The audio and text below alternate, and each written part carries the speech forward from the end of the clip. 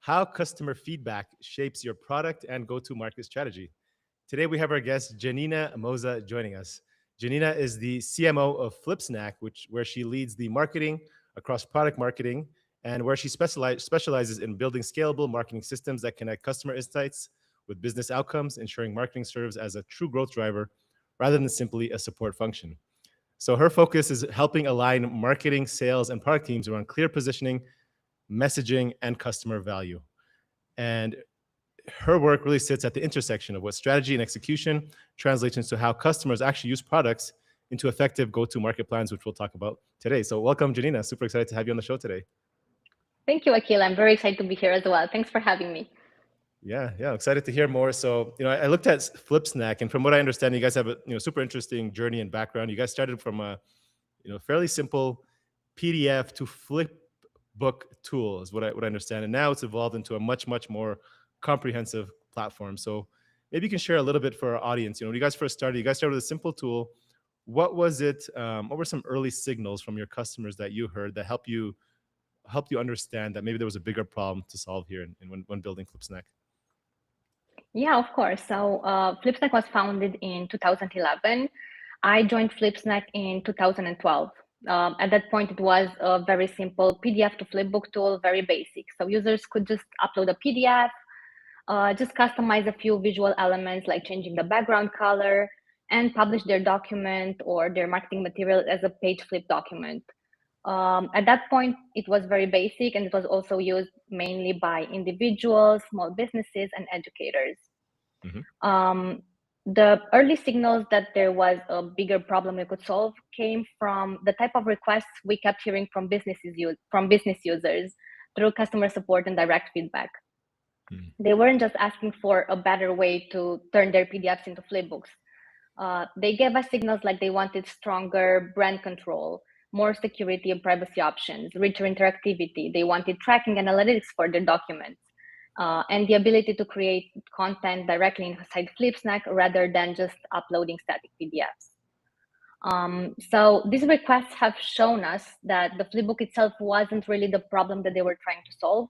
They weren't coming to us just for the page flip effect. So businesses were looking for a better way to create, manage, share, and control digital content.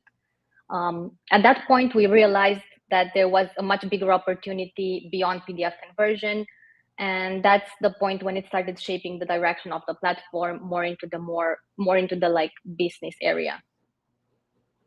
Nice. That makes sense. So, I mean, you guys listened to, customer support, you heard what, customers were telling you.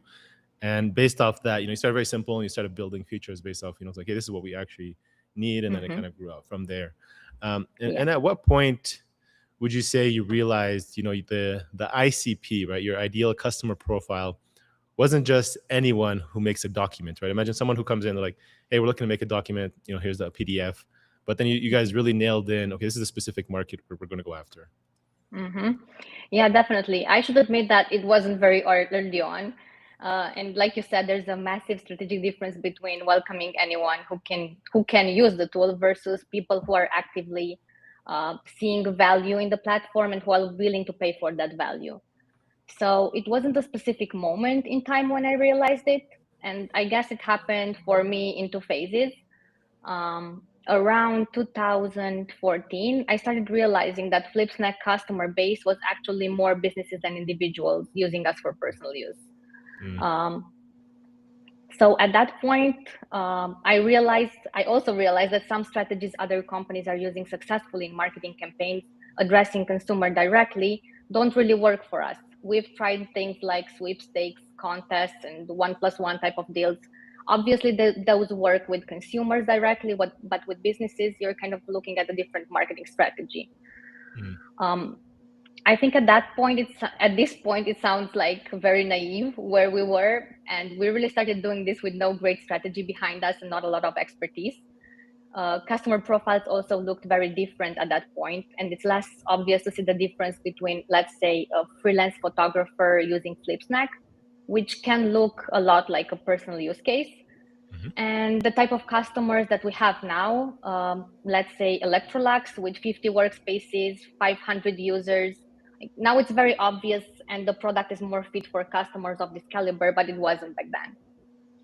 The second moment I would say was sometimes around or after the pandemic when FlipSnack sort of exploded. We had year-over-year revenue growth of 80% to 100% around the time.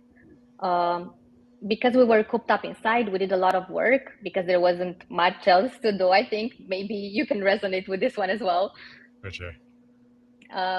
So yeah, work was my whole life for like a year. During that time, I did a lot of research looking into customers, and over time, it started to become very clear, not just for me, but for the top management team as well, for the strategy team, that we wanted to go more after the bigger customers, build up a sales team, and just go bigger. So we sort of transitioned from type of tool where you sign up, create an account, and then you purchase a subscription and you do it all on your own. And we added on top of that like a sales motion. And as a result of that, we worked on clearer ICP profiles with the marketing team. We popularized them within the company and we adjusted our positioning. It was a process though, and a long one as well. Yeah, I can imagine. So, so from my understanding, you guys started from, like a B2C, you were just trying to get it out there to anybody, and then now you really focus on B2B. But it looks like you guys are going more up market now. I mean, went from SMB to mid market. Now it looks like you guys are also working with enterprise clients as well. So that's a nice evolution, right? I mean, starting small and then kind of building out until you can serve the bigger customers. That's obviously great journey.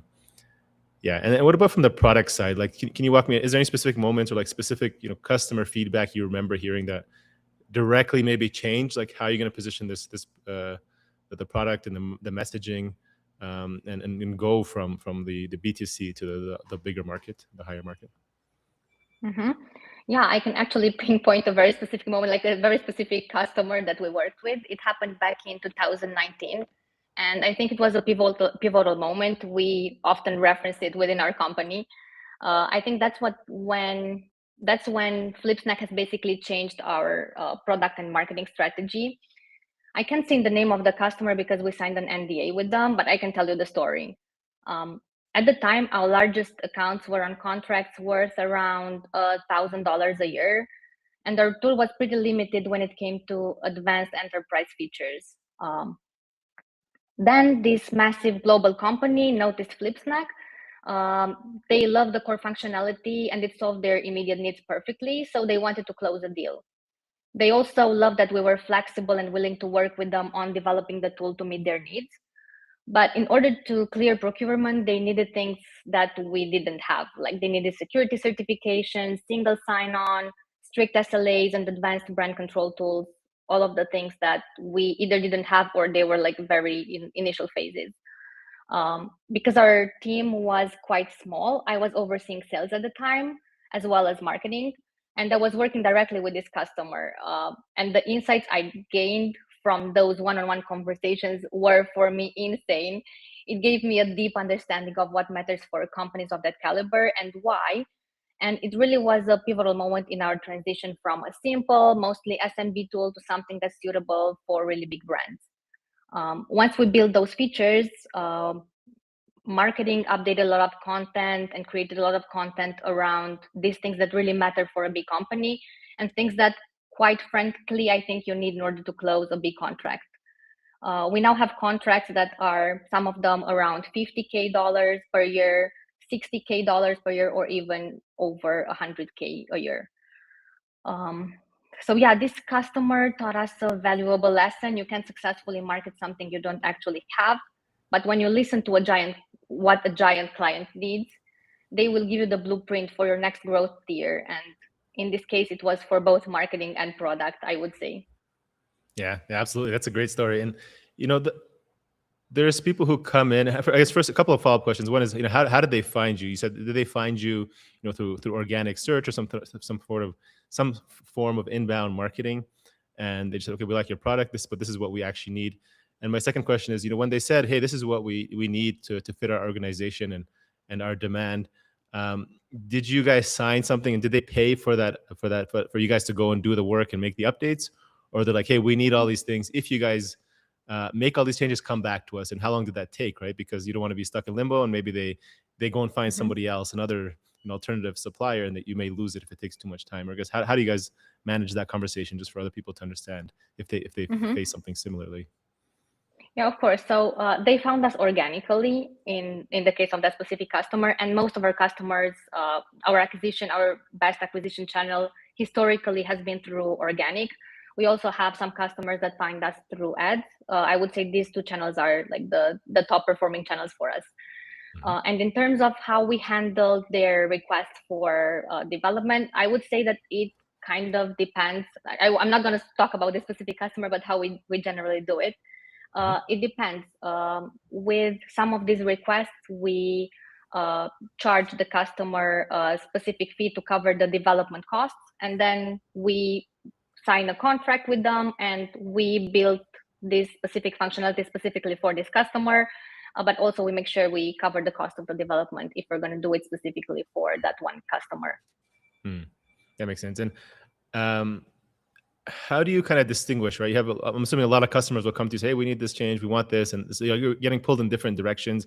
You guys have your own product roadmap. What do you guys, how do you guys decide when is like, okay, we need to add this in our roadmap? Is it them, saying, okay, we'll pay for it. And you guys bring that up in the priority list versus just like, okay, we just need to change a little bit of our messaging here instead and, drive in the right person.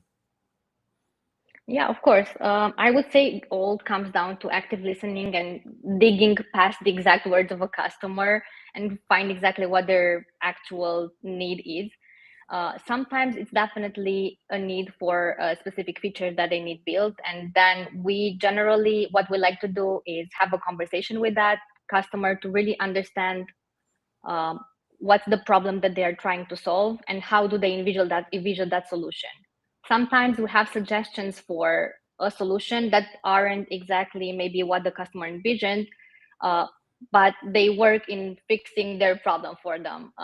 We've also seen some cases when our sales team, because they get in touch with these prospects the most, sometimes they pass along a feature request from a prospect, and on the surface, sometimes it sounds like a product gap, like we don't have that functionality.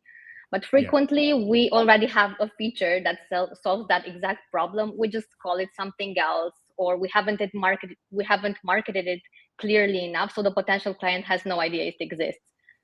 So I would say generally when there's a conversation like this, we generally get our product team involved. So they have a conversation, they try to understand exactly what the need is. And they generally just take it from there. I will also say that in cases like the one that I mentioned just now, when the customer asks for a new feature that we already have, that's absolute gold for marketing because it tells us exactly where our messaging is failing or where our messaging is incomplete. So we can immediately take their vocabulary, update our content, rewrite content on our landing pages, so the product feels completely intuitive for the next prospect who walks through the door. Love it. So you obviously manage, the wide range of the marketing strategy, the go-to-market strategy. I'm assuming you guys tried and experimented with many different marketing channels.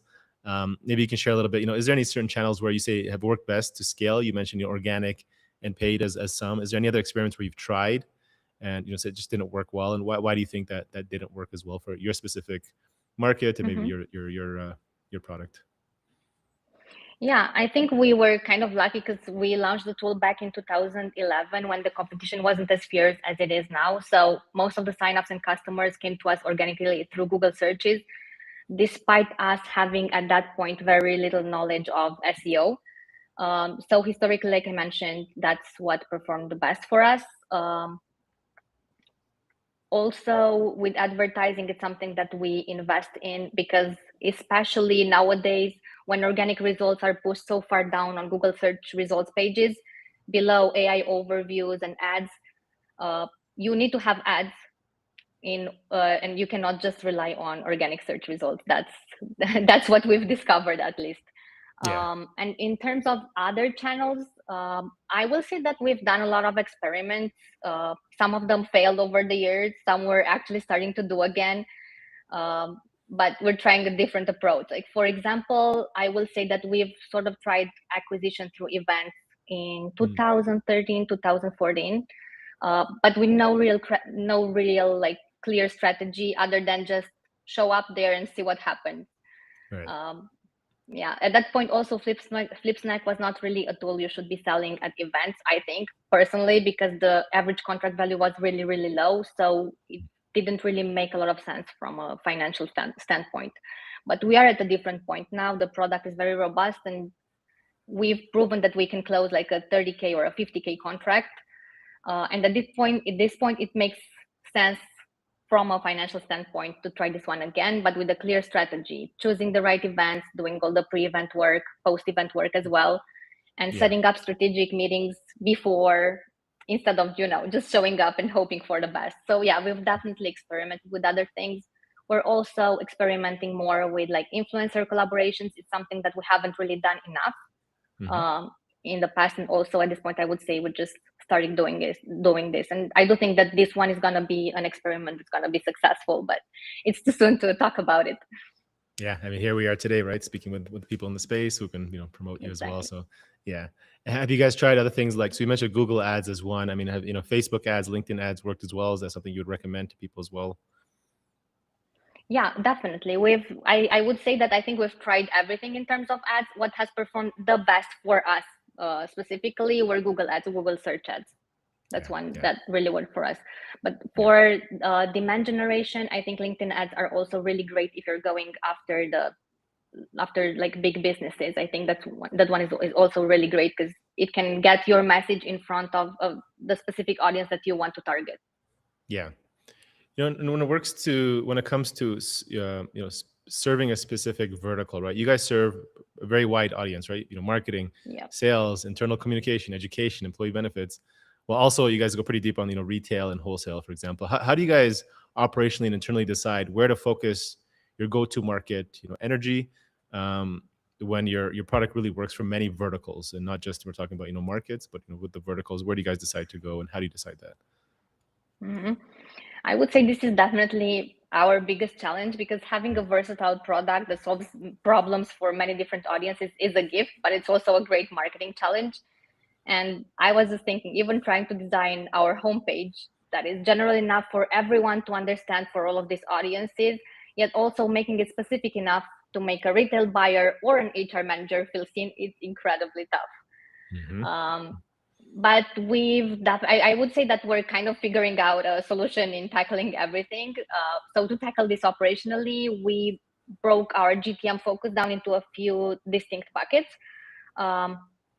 First of all, I would say we have the proven revenue drivers. So we already have a few specific use cases and verticals that we know perform really well for us in terms of bringing in revenue, and there is a strong market fit. So like wholesale and retail is definitely a prime example of this. We have a strong GTM motion for product catalogs that consistently deliver for us. So that's one I think is like a no-brainer for any business.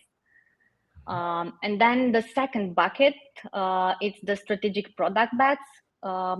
We choose the verticals that we strategically decided make a lot of sense for Flipsnack future. When we invest a lot of resources in developing a product launch for a specific vertical, that absolutely needs to be paired with a strong GTM motion. So definitely if we're working on, for example, right now we are working on developing a solution for real estate, we definitely need to have that paired up with the marketing GTM motion. And what does that look like? For example, so you're in real estate. In this case, you're building a landing page, you're creating ads around, focus on that, creating customer lists. Is also reaching out to them. Are you also doing outbound motion as well, and connecting with realtors, for example? Yeah, definitely. So with this one, I think we're tackling it. We're just in the initial stages of the GTM motion, but definitely, yeah, we're doing an outbound motion. We're also doing a lot of partnership, because our solution for real estate is having our system plugged into MLSs. Like the MLSs are like inventories of real estate properties. Right. And it allows like a realtor to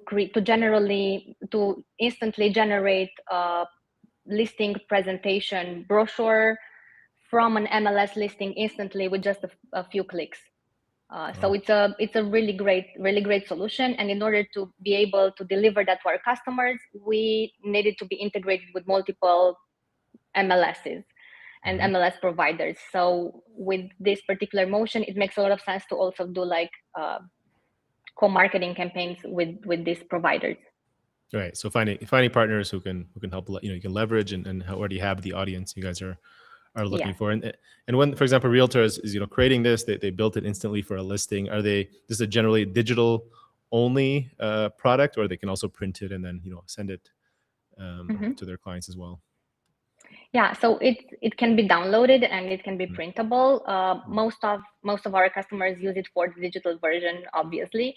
But yeah, it can definitely be printed. You can generate a download that is a printable PDF out of something that's digital. Yeah. Love it. That's awesome. If you guys want to check it out, make sure to check out flipsnack.com. Janina, we're going to switch gears here and we're going to go to the personal rapid fire questions. You ready for that? Yeah, of course. Yeah, let's do it. All right. Janina, what's one activity you enjoy outside of work that gets you into a flow state? I like walking. I also like dancing. Not that I'm any good at it, but I would say there's something about, what they say, getting your juices flowing. And I think walking does that for you. Disconnecting from work for a little bit can really help when you plug back into work. Yeah. Moving and just connecting with your body again. Yeah. Love it. Janina, what's one piece of advice you wish you had known, and if you can go back, you would tell let's say your 25-year-old self? I would say dare more. Don't be afraid of new things.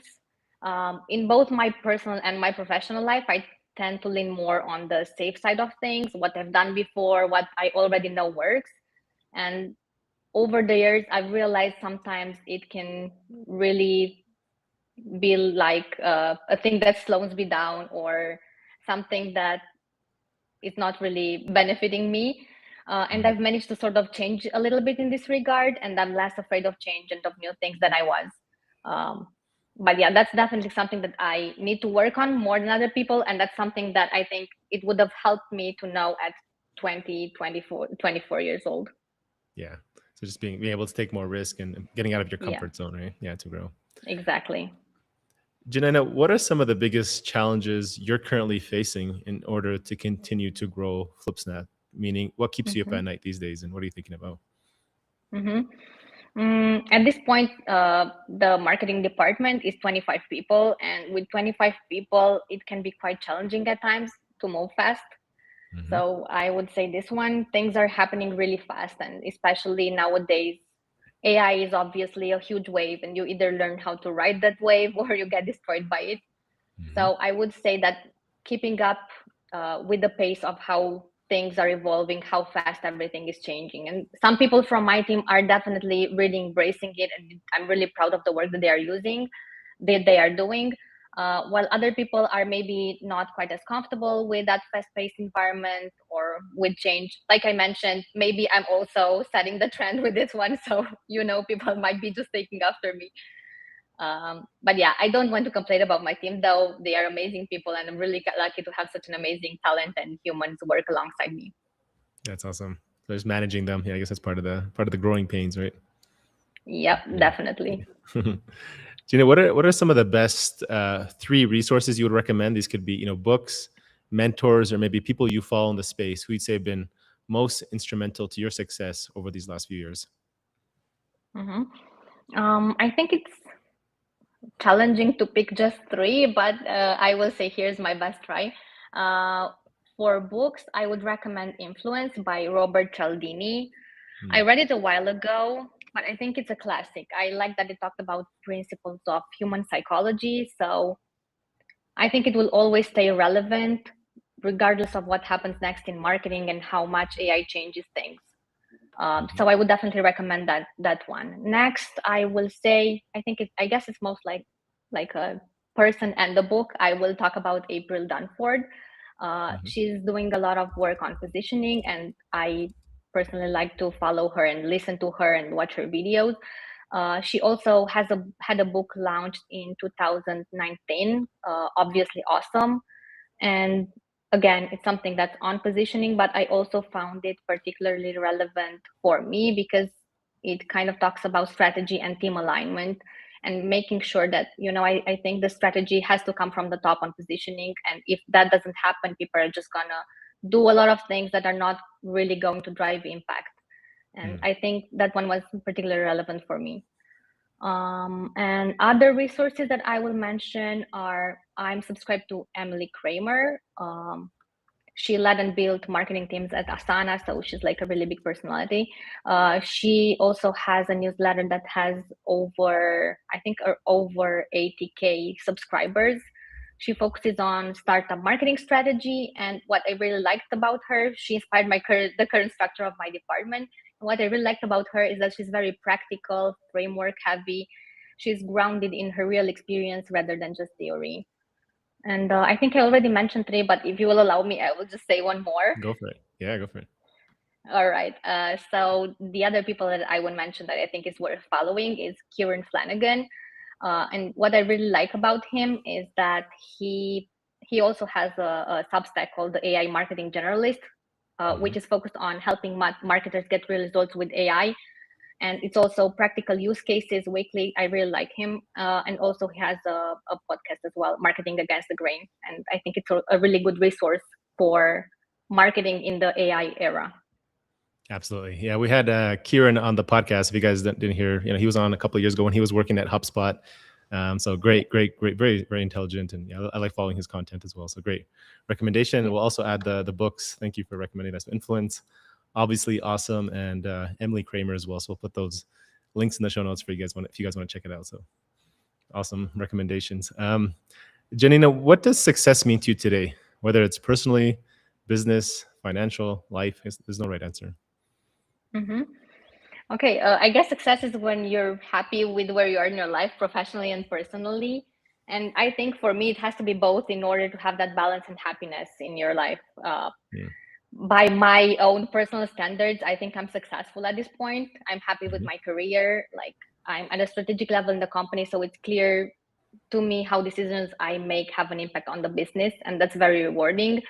For me, family is also really, really important, and it's a source of happiness. I find a lot of joy in just hanging around in the garden with my daughter and my husband, just, admiring nature. I think there's a lot of peace in that, and I'm happy to be able to recharge after a long, stressful day at work.